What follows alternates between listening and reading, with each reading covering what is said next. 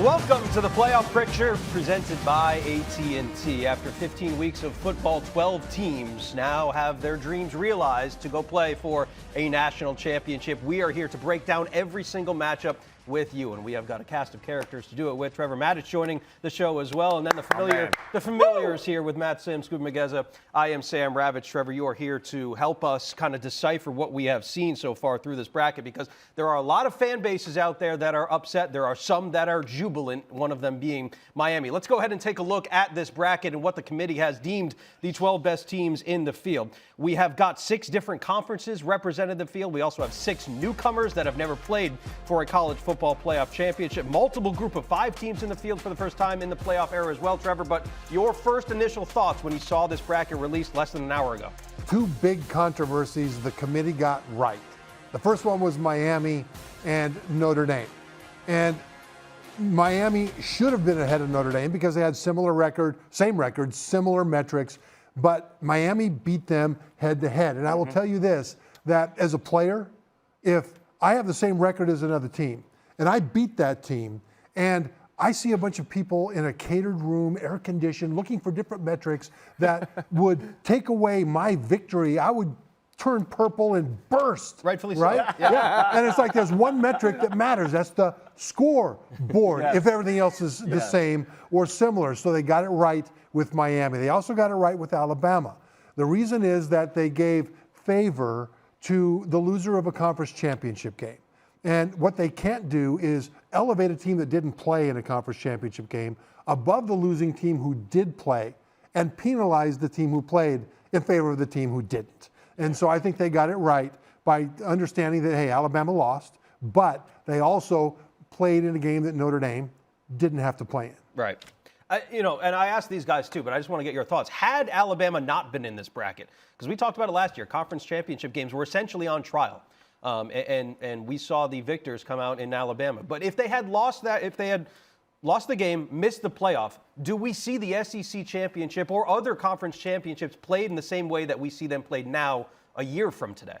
I think a lot of people think that teams would decline to play in the conference championship 100%. Game if that happens. I don't know if it would ever get to that because conference championships should be one of the most important goals of any team. It goes back a century, conference championship races. But at the same time, if that might put you at risk for your bigger goal, then, and there's no reason to do that.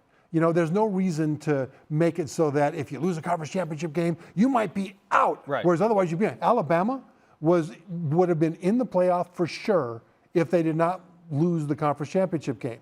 And then because they lost, it was all pins and needles until they were actually put in by the committee. Shouldn't have been that way. Right.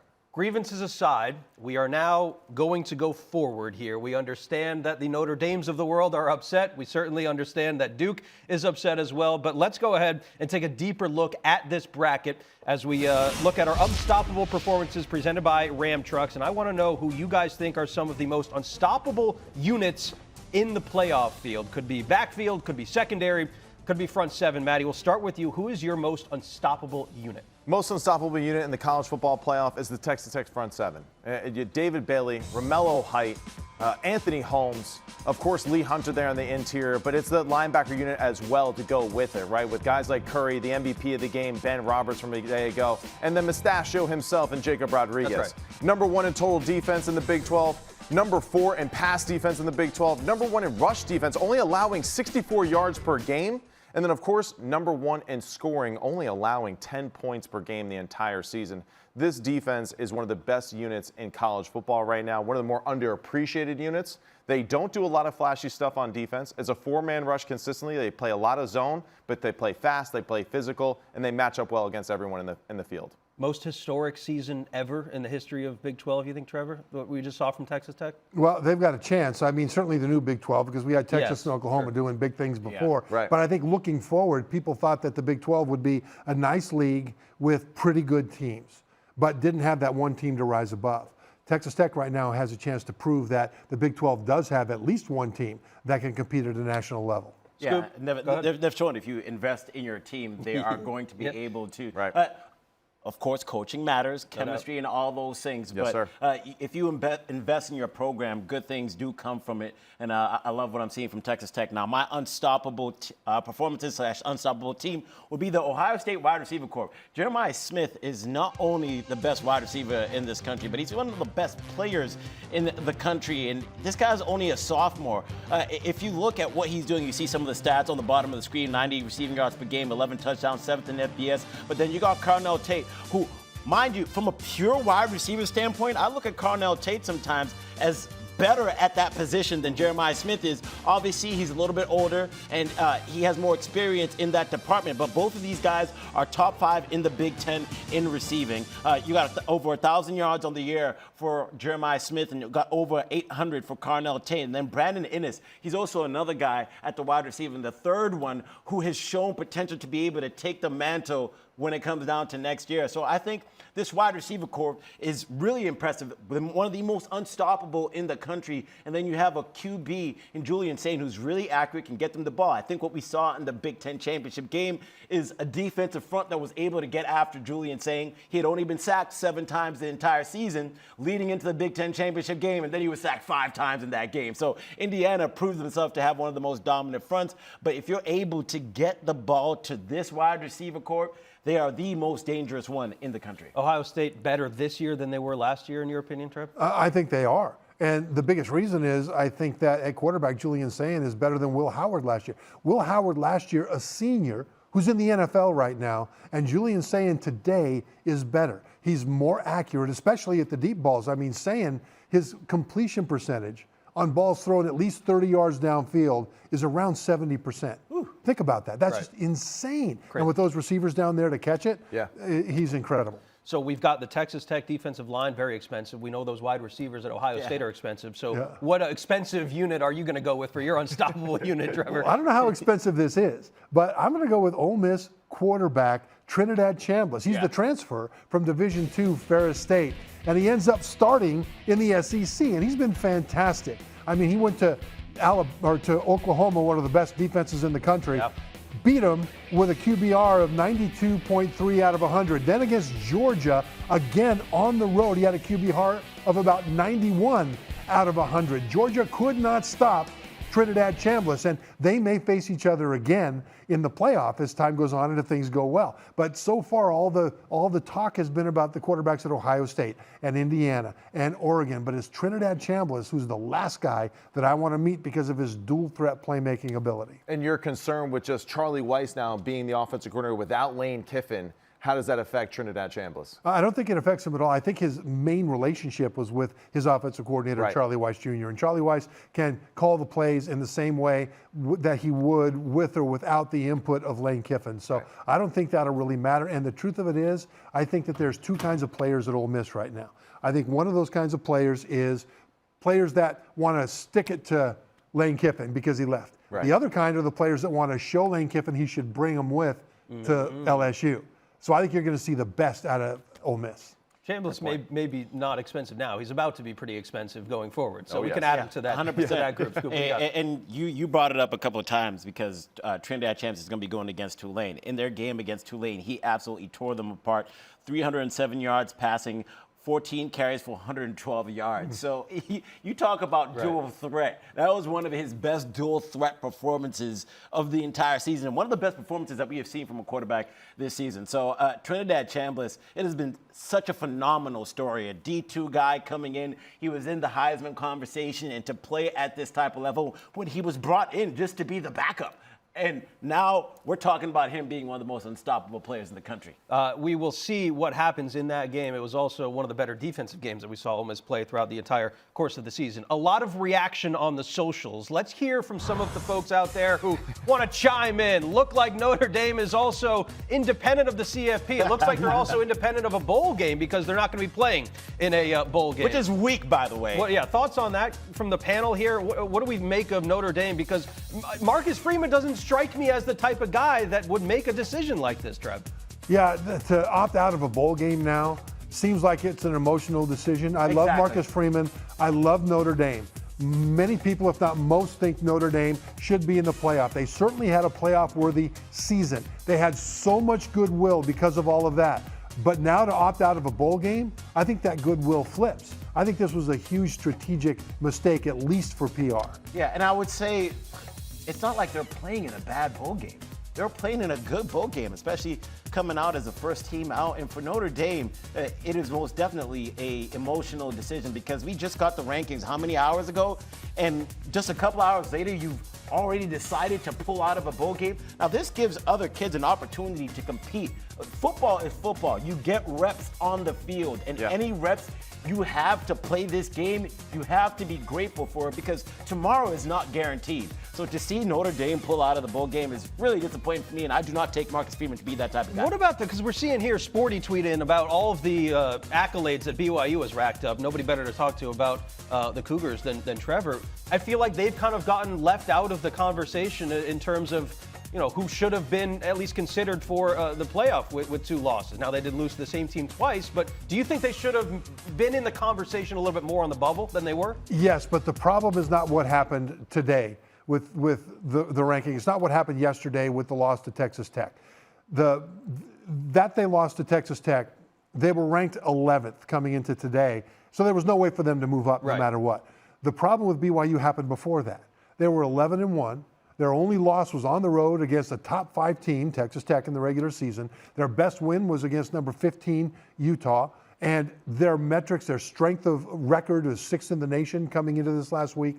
And all these things benefited BYU with an 11-1 record, and yet they were not ranked in the top 10. And the committee showed with Alabama that even if you get smoked in the conference championship game, they're going to give you a bit of a pass for that. Well, so Alabama stayed in the top 10. BYU was at 11. If BYU would have been ranked where they should have been ranked, which I thought was 7 to 8, they would have been in position to lose to Texas Tech and still remain in the top 10. So if you're mad about this as a BYU fan, don't be mad because of what happened this week. It's what happened in weeks past that BYU wasn't ranked higher. Yeah, you could kind of see the setup leading towards this final rankings, which is why we saw Alabama jump Notre Dame last week, because by putting Alabama towards that 9th spot, you avoid the situation where if Alabama loses bad, you can move them back to that 10th spot and not punish them essentially for losing in the SEC championship. I think for BYU, the only way for them to get in was if they won, and they didn't win. And you lost to the same team twice in a blowout fashion. For Alabama, yes, they got blown out by Georgia, but they beat them this season on the road, stopping a 33-game win streak for Georgia at home, which they don't do often, right? They don't lose at home very much. But now that we do have the bracket, and I know have some teams with grievances, unfortunately, we have to move forward. And let's go ahead and break down some of these games because we have got a whole host of ridiculous matchups in the first round that could be intriguing, could have some upsets here as well. Let's start in the top left with the 12-5. Now, normally, for folks who may be just glancing at a bracket, Trevor, they may look at a 12-5 matchup and say, ooh, this is usually an upset in March. That's probably not going to happen in the 12-team college football playoff bracket. Tell me what is the biggest challenge for James Madison going up against an Oregon team? Well, Oregon is awesome. That's the biggest challenge. But all the pressure is on Oregon in this game, isn't it? And James Madison is a phenomenal team. They're explosive on defense, statistically one of the best defenses in the nation, although their strength of schedule is not very good. They still have players on that side of the ball, and Alonzo Barnett at quarterback has a terrific group of skill people to distribute the ball to, and you know that they aren't going to play anything close to the vest. They're going to let it fly, and they've got the people to give Oregon all kinds of fits if Oregon's not playing its A game. Natty? Thoughts? Yeah, I mean, it's a great point, and I think really just when we look at this, the teams comparison, just Oregon, of course, right, we've seen them do it at a higher level against some better competition throughout the year, so that's going to be a big thing. Can JMU just kind of up their level for that moment? You know, we'll see how that plays out, but just I think for Oregon, they got this power, too, of like, this is the last time this coaching staff's going to be together, right? So for Lupo, for Will Stein, and for Lanning, I think that really is going to bring this group even closer together, and that will give them, I think, another edge as far as their preparation to say, hey, this is our last go around as a crew. These three guys have really worked well together, and they're moving forward. So I think that's a big piece of this. Yeah, this Oregon team is different. They can run the ball, they can throw the ball. The big question is how healthy are they going to be offensively? Right. So we won't really know, but they do have some time to get right because we know this game isn't going to be for another couple of weeks. But it's a different beast for Oregon. I think James Madison, they do have some dogs. They got some players. I mean, Wayne Knight is a great running back. He's rushed for over 1,200 yards this season. So I think that he can break away and make some plays. It would take Oregon making mistake after mistake, penalty after penalty, but that's not their way of ball. So I don't see that happening. And right now I'm looking at the spread, and it's just talking about Oregon by over 20 points. So well, you know, when we get to this time of the year too, and Trevor, right, knows this as well as anybody, we always go to the trenches, right? And that's the key, right? Is James Madison hasn't really seen a group on the offense. Now, hey, Oregon's offensive line is beat up. The defense and the way that they call that defense, they're very aggressive. They like to send a lot of pressure. So James Madison has to be buttoned up to pick up those pressures. Do you see anything from James Madison in the trenches where you believe that they can find some lanes and create some against this Oregon team? Yeah, I think they can get into the backfield, especially if Oregon's offensive line is as banged up as it is now. They'll probably get guys back. So, but it's that penetration that matters. Right. Because if you've got guys that are really kind of undersized and aren't as strong as the big power 4 guys over there, but they are super quick and they can get low pads and they can fire into gaps, you can cause all kinds of problems with plays before those plays get started. Now, having said that,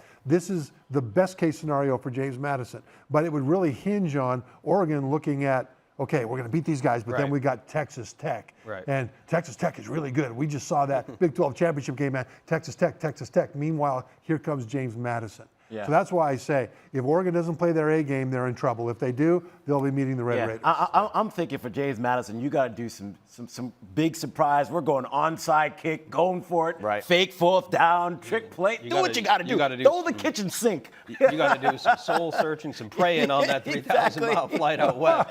James Madison has not traveled west of the state of Utah to play a football game in the history of their program. So we will see how that goes. We're all in agreement. We'll take Oregon to win and face off against Texas Tech in the quarterfinals. Let's go down to a rematch. One of 2 rematches that we have in the first round of the CFP this year, Alabama and Oklahoma. This was a close game on Nick Saban Field earlier in the year. Oklahoma won it.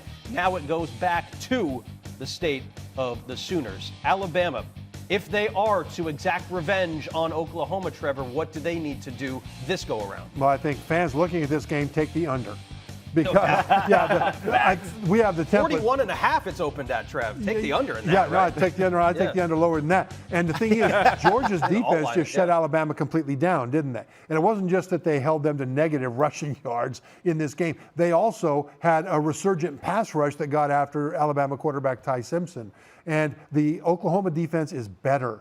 It's better than Georgia's defense. So Alabama's offense is going to have some trouble. The question is, what will Oklahoma's offense be able to do? Because they've had injury issues as well on the offensive line, and their quarterback, John Mateer, has not really been fully himself since he came back from a broken bone in his throwing hand earlier in the season. But I think this will be a gritty, low-scoring game, and for Alabama to be able to win, I don't expect them to run the ball at all. But they had better protect Ty Simpson better than they did against Georgia. Exactly right. Go ahead, Matt. Well, I think for Alabama, the recipe is going to be a very similar look to what we saw against Auburn, right? It's not going to be about the flashy stats and all that. It's about Ty Simpson just making the critical throws and key situations on 3rd down in the low red zone like he's done all year. And to Trevor's point, it does come down to just Ryan Grubb. You got to find creative ways to protect your quarterback in critical situations. That out route didn't work against Oklahoma. It didn't work against Georgia last night. For them to convert the 4th down, they got to have more key plays to help their quarterback out in those situations at the end of the football game. That really is the key to this one because Oklahoma, we know the struggles. Hey, Mateer, it's all about just backyard ball and playmaking and all that kind of stuff. Alabama has struggled with quarterbacks that can move and get outside the pocket. We saw that against Ashton Daniels in Auburn. So can they keep in the pocket? Can they keep Satania under wraps? Yeah, I said this last night. 58% of Ty Simpson's dropbacks, he was blitzed by Georgia. Kirby Smart said, you know what? I don't believe in this run game at all. I'm throwing the kitchen sink. I'm bringing guys consistently, and he was sacked 3 times in the game. And Ty Simpson struggled to find receivers down the field. You could tell that he was uncomfortable in the pocket because of how much pressure that he had going throughout it. And this Alabama offense, it's kind of been a downhill trend for the last 3 weeks, starting from that Oklahoma game in which they had 3 turnovers in. Now, you lose by 2 points in that game, even though you had 3 turnovers. Ty Simpson threw for over 326 yards. But when you look at the Eastern Illinois game, even though they won 56-0, he was 11 for 16, 147 yards,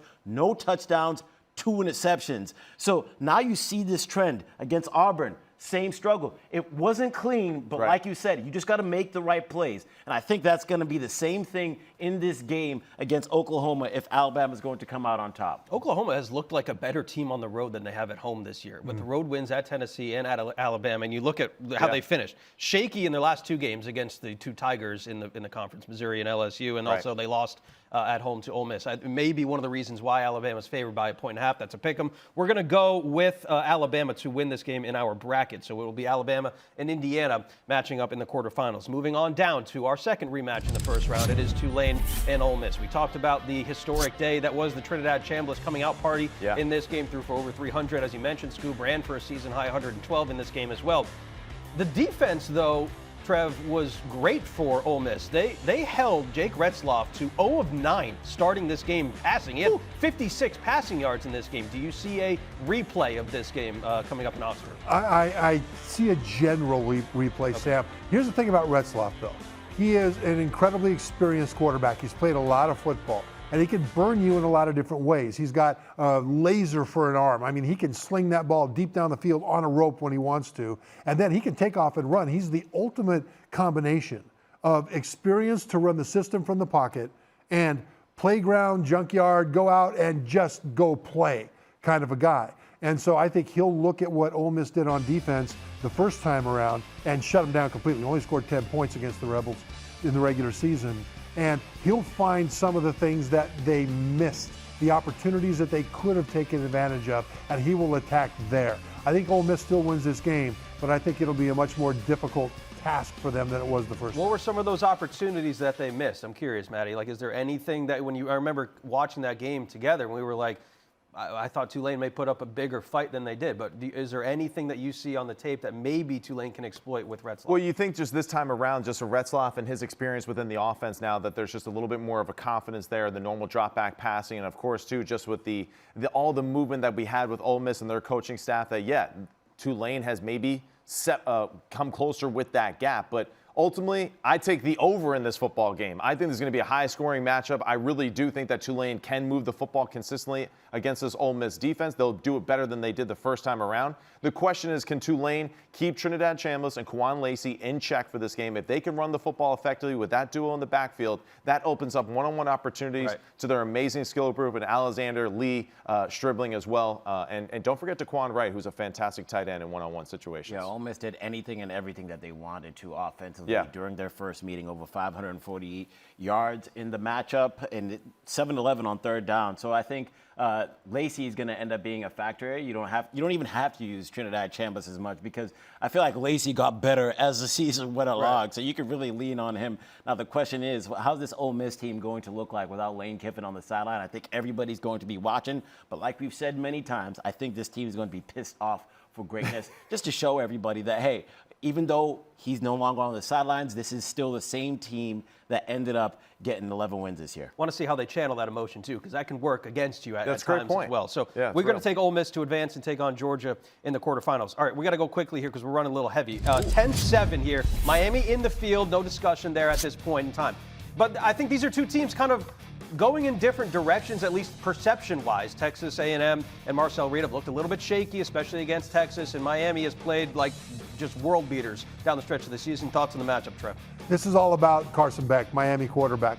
He has one of the highest completion percentages in the nation, and when he's not throwing interceptions, he is winning games. He had 6 interceptions in their 2 losses And the rest of the season, he was just fantastic and protected the ball. If he protects the ball against this terrific pass rush of Texas A&M, I think Miami's got a very good chance to knock them off. And it's the exact same thing on the opposite side of the football. Marcel Reed, phenomenal year. There's no doubt about it. Really struggled against Texas. Why? Because they just beat him up physically up front. That offensive line against Mesidor, Ruben Bain, that linebacker unit, that is going to be a fun matchup to watch for. And that really comes down to just which quarterback makes the less big mistake in a critical moment. Exactly. Yeah, last time we saw Marcel Reed, he two interceptions. And then Carson Beck, this interception, didn't like it because he ended up blaming his receiver for running the route. But Carson Beck, what he's done a lot is throw up those 50-50 balls. And then when he ran into Louisville, those DBs were making wide receiver type of plays. They look like the best wide receiver corps in the country on the defensive side of the ball. So can you limit the mistakes if you're Miami? And is Marcel Reed going to look like the Heisman candidate that we were talking about leading into that last game of the season? Texas A&M opened as 5.5-point favorites. As you can see on the screen, it has already dropped to -4. So the money is coming in. Who we on liking in Miami this? right now. This is a tough one. Who we liking, Trev? We picked Texas A&M to win this game. Texas A&M? Okay. I think this is the upset to watch out for. Okay. Yeah. That's what was going to be my question. If there was one in the first round. This is it. So we just went chalk besides Alabama. But are you going to call 8 or 9 really upset? Well, I mean, Oklahoma was the underdog at home there, but. Yeah, no, I think Oklahoma wins that game. No, I think Miami has a very good chance of knocking off A&M. Their superpower is the pass rushers that you mentioned, Bain and Mesidor, and Carson Beck, an experienced quarterback that knows how to win. And if he's ever going to play his best game, if he plays it here, they will. And throw it to Malachi Tony. That would help. A freshman. Yeah. Texas A&M, a perfect 7-0 at home in front of the 12th man this year. However, they did not play a ranked opponent at home this year. Miami will be one of those ranked opponents. We'll see if they can get the job done. So we go to the quarterfinals and Oregon and Texas Tech. Now, this is a heavyweight battle here between two great programs. Oregon's obviously a couple of coordinators that are going to be leaving. Texas Tech seems like a cohesive unit under Joey McGuire. Your thoughts on the matchup here, Trev? Well, I think this is I don't know who would be favored here, but I like Texas Tech in this game. There's a couple of reasons. One is they feel like they are a team of destiny, and that's a lot of the battle. But their defensive front is so disruptive and so powerful. Not just this guy and this guy are disruptive. You can game plan for that. They've got guys all up and down that front that can beat you, get into the backfield, and cause you all kinds of trouble, and then finish not just with tackles for loss, but with turnovers. And I think when you start there, you have a very similar defensive front as Indiana. Indiana held Oregon to 20 points on their home field. Biggest thing for Oregon, run the football in this matchup. That is really going to be your saving grace. If you can run the football effectively and be physical between the tackles, I look at that Iowa game, right, as kind of their recipe in this one. Run the ball consistently, even if it's not for 4 or 5 a pop, even if it's for 2, you got to do that. You got to wear out this defensive front in Texas Tech, because if not, obvious passing situations can be very difficult for Dante Moore to hit at a high completion percentage against this defense that plays very safe, very vanilla looks. They keep everything in front of them pretty consistently with that 4-man rush. Yeah, that's how you keep them disciplined. Run the football, and then they'll have to rush a quarterback with a little bit more control, right? And I think you said it perfectly, Trev. This is a team of destiny. It just feels like this is their year. The way that they play together, just look at these plays that Roberts made in this game. It was incredible. Yeah. And you just look at it, and there's something fun. I'm a vibes guy. I'm a big vibes guy. I just like the vibes. I can tell by both of the necklaces. So we'll see what happens in that game in the quarterfinals. Oregon, Texas Tech has led the country in takeaways this year. Oregon doesn't turn the ball over very much. 22 forced fumbles, 15 fumble recoveries, 39 sacks in the air, 16 interceptions. That's pretty good. Yeah. As a guy who went to BYU, you're hurting my heart right now. Sorry, man. It's too soon. I totally understand. All right, so we're taking Texas Tech to win here. Alabama and Indiana. Gosh, I mean, Curt Cignetti, I mentioned it earlier. Curt Cignetti has already gotten one pelt on the wall in Ohio State. This would be another one to kind of catapult him and Indiana onto that same level as those two in Alabama and Ohio State. That's owned the sport over the last couple of years. Trev, go ahead on this one. Yeah, if Alabama gets here, they're in some deep kind of trouble. Yep. Because Indiana's defense can do to them what Georgia's defense did. Indiana's defense is outstanding up front. They may have the best secondary very quietly in the nation to cover those Bama receivers down the field. Bama's not going to be able to move the ball. Keep in mind that Ohio State could run, and throw. Alabama can only throw. And Indiana held Ohio State to 1 touchdown. You're the man, Trev. You're right. And D'Angelo Pons and Lewis Moore in the back end, right? They're two guys that I feel like do get overlooked a little bit as far as how good they are in the secondary. Of course, we know how good that front seven is. They showed that last night against Ohio State. But it really goes to just the offense, their execution. It's a simple offense. They don't do a lot. Shanahan does a great job of keeping it simple, allowing Fernando Mendoza to make the proper decision consistently. And then the one thing is this, right? Elijah Surratt, Charlie Becker, right, who emerged last night in the Big Ten championship game. Amar Cooper will be healthy, right? We should expect that. But they make big-time catches when they're contested, it seems like, all the time. Throughout the season, we see it. Penn State, Oregon, right? Again last night. If you're covered well, it doesn't matter. Fernando Mendoza and that receiver crew seem to make the big plays when they matter the most, even when it is well covered down the field. I expect that to happen in this matchup as well. And the want to that they have in terms of attacking you consistently down the field. Yeah. Some of those throws that Mendoza made against Ohio State, I'm like, wow, they're still throwing it deep. They don't care if you're covered. Elijah Surratt and Fernando Mendoza are the best wide receiver quarterback tandem in this entire country. That touchdown pass that he caught was incredible. You can't cover a wide receiver any better than that. But Mendoza knew exactly where to put it. Surratt knew where it was coming, and they're able to make the play. No knock on Curtis Rourke, but Mendoza's got an ACL that he can also use in the playoffs. Yeah. Like Curtis Rourke didn't have that last year. Yeah. And Makes a difference. Curtis Rourke is fantastic. I was wondering where you were going with that. It opens up the playbook a little bit more. I mean, Fernando Mendoza is a top 10 pick, and he's going to be playing on Sundays for a long time. Just go back and look at the game-winning drive, Indiana against Penn State. Right. Indiana had the ball down 4 with less than 2 minutes to go, sacked on the first play, 9 straight passes. It was and insane. Then the most amazing throw and catch you'll see all season long to Omar Cooper to win the game at the end. This is what Mendoza can do. There are very few teams Great that you can count on for showing up in a game or at least making in-game adjustments. Indiana, I think, has been one of those. Kirby Smart and Georgia is probably another one. And we have them taking on Ole Miss in another rematch in the quarterfinals here. Do you see Ole Miss without Lane Kiffin, Trev, making this a more competitive game than it was earlier in the year? It would be hard. Now, this game in Athens, Georgia won 43-35. They couldn't stop Trinidad Chambliss. But Georgia's defense has been growing over the course of the season. Yeah. Early in the season, wasn't very good. They weren't very good at stopping the pass down the field with the secondary. And then by the time we saw them in the last few weeks, Georgia's defense has been a different animal. And I think that it'll be a lot more difficult for Chambliss and this Ole Miss team to be able to do what they did the first time. This would be at the All-State Sugar Bowl, by the way. And this was really, I feel like, the game where that Georgia defense all of a sudden did kind of start to put everything together, right? And I feel like Kirby Smart was making the right calls at the right time. Trinidad Chambliss at the end of that football game, they dial up a perfect nickel blitz off the edge. They tip the football at the line of scrimmage, and that's how the game ended. So I believe in Kirby Smart. Hey, they blocked a punt last night. His ability to manage the game and to make the right decision at the right time with calculated risk, especially the onside kick against Texas, that's the difference in this game. He's used to those situations. Pete Golding, just needs more experience in that in those opportunities. Kirby Smart seems really motivated this year. I know he's always motivated, but there's something about the way that he's approaching this season. Yeah. And you could almost see it last night with the way that they had the game plan against Alabama. I mean, he said it right before pregame on game day. He's like, hey, special teams, third down, that's what we're going to need to execute. Gunnar Stockton, all 3 of his touchdown passes were on third down. Special teams, that block punt led towards a touchdown. I mean, he knows exactly what they need to do to win this game. And then he was talking about the guys wanting to practice on Tuesday. Yeah. He's ready to get back to work right now. And the way that he says physicality, That's right. just tells you that he doesn't mess around. And hey, keep in mind too, like guys like Lucky and Oscar Delp, right, who don't get the football a lot, right, in their normal drop-back passing game, but are phenomenal blockers, and that showed last night in the SEC championship game as well. Yeah, you mentioned Gunnar Stockton. He came into this season, Georgia fans were hoping that he would be an adequate game manager.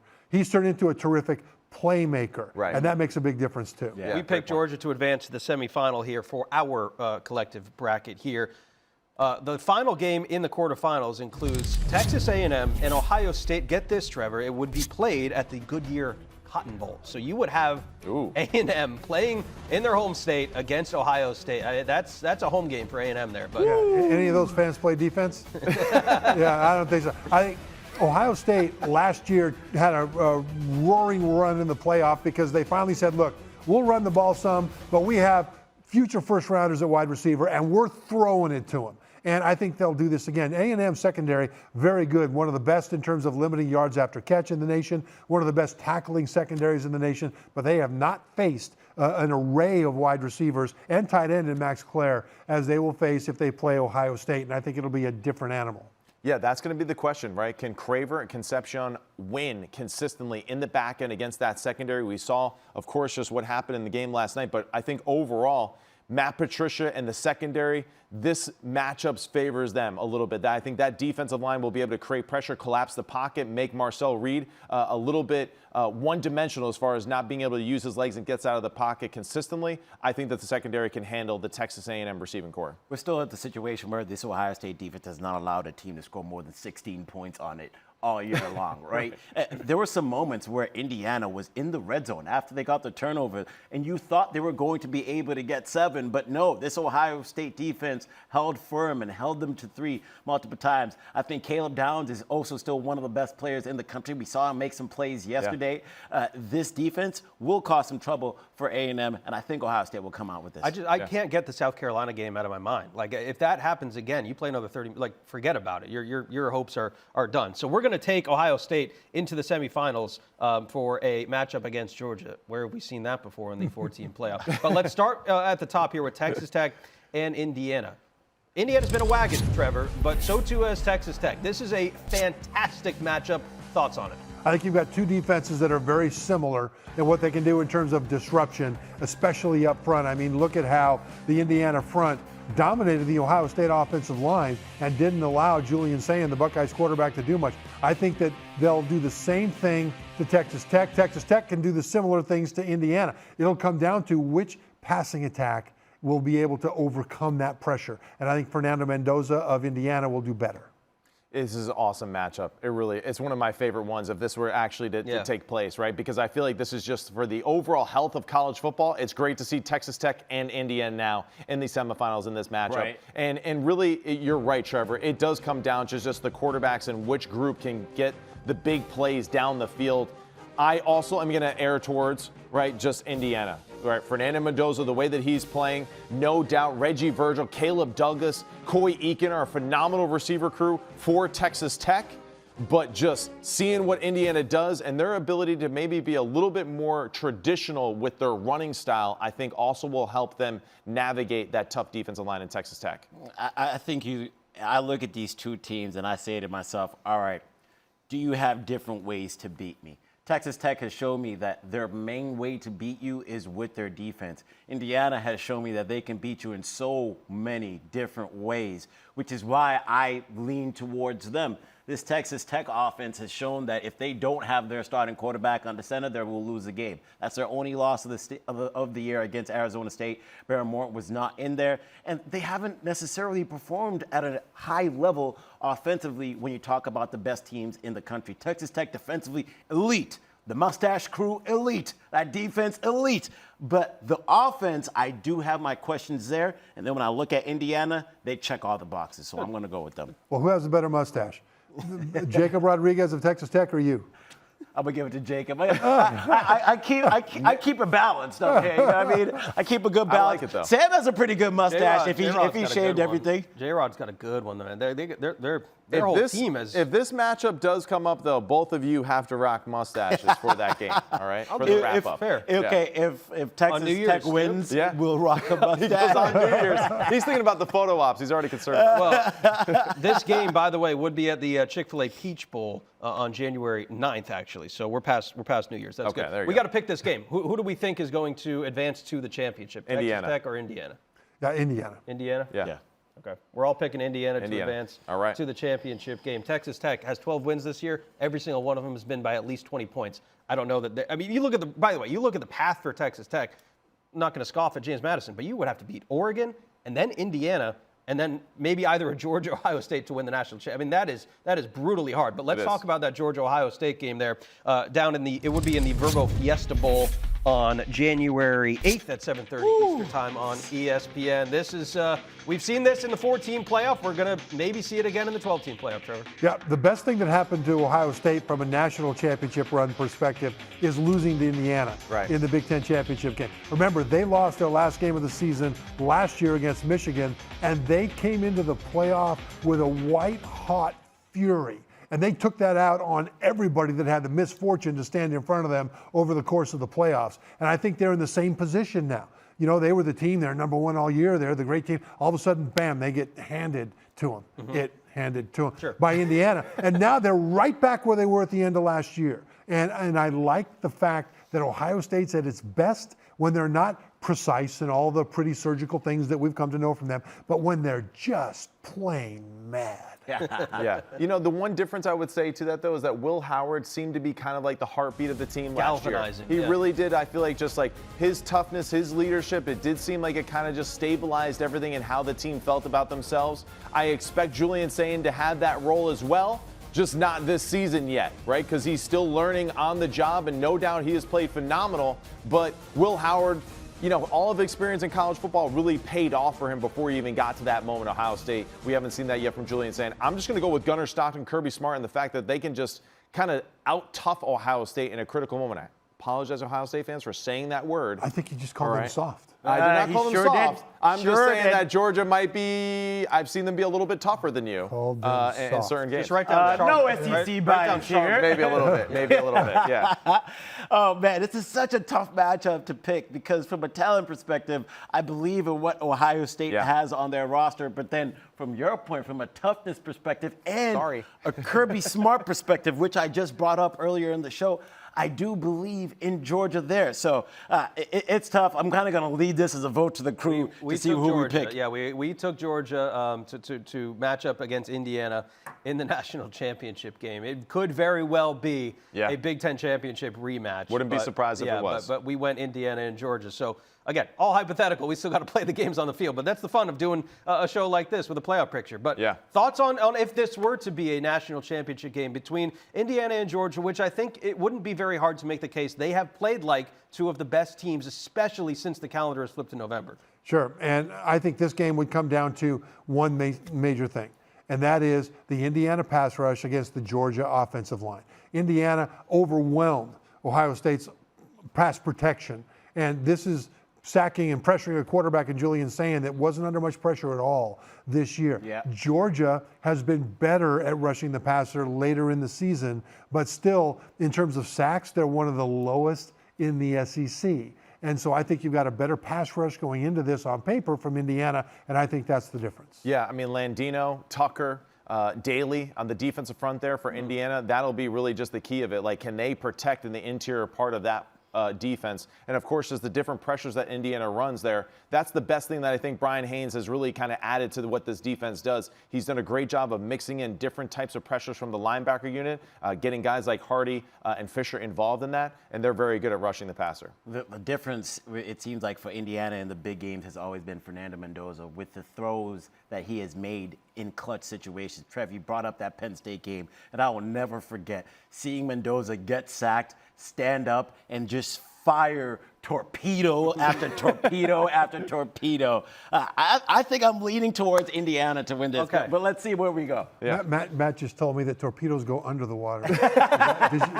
I get it, though. But they come with Fernando relentless Mendoza, torpedoes, ballistic missiles, he's going to get it done. Get deflected by a mackerel, you know, you don't want that. All right, real quick. You said Indiana. Don't think about it. Pick Indiana, Georgia. Don't think. Hoosiers.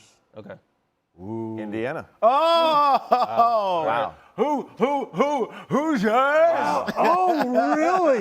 That guarantees a Georgia national championship. You realize that? Yeah, right. That's right. All right, congratulations, Georgia. You've been anointed as the national champion. And you're welcome. Yeah, you're very welcome. Let's take a look at the current odds to win the college football playoff.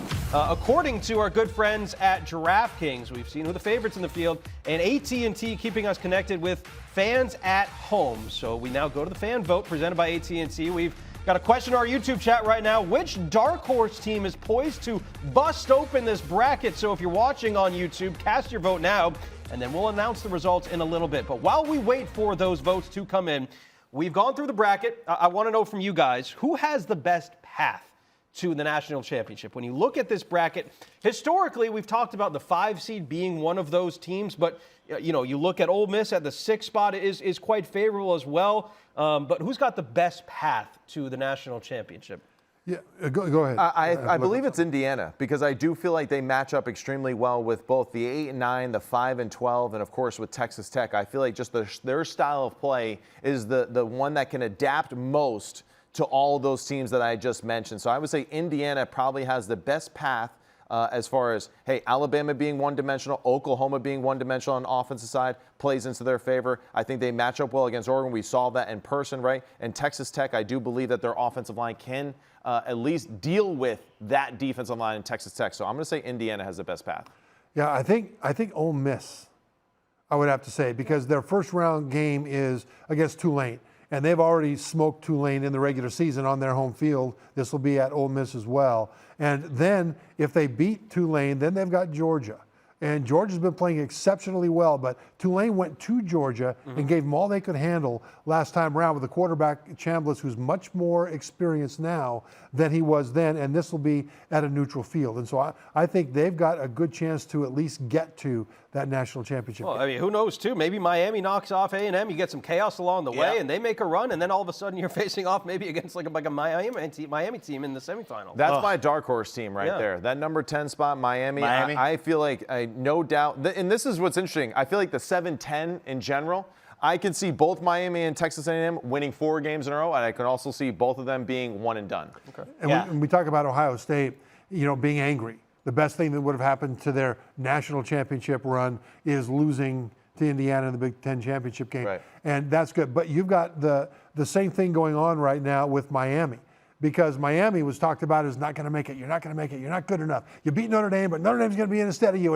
And for weeks, Miami has been feeling like they're disrespected, and the best favor you can pay to any football player or team is to make them feel disrespected. Miami will come out angry as well. So here is our fan results here. AT&T fan vote A&M, according to everyone in our YouTube chat, picked as the one dark horse to make a run. Miami is right there at 24%. Look, I mean, A&M loses one game this year at home to Texas, and they're not playing in the SEC championship. Yeah, but they gave up 40 or more twice. They gave up 30.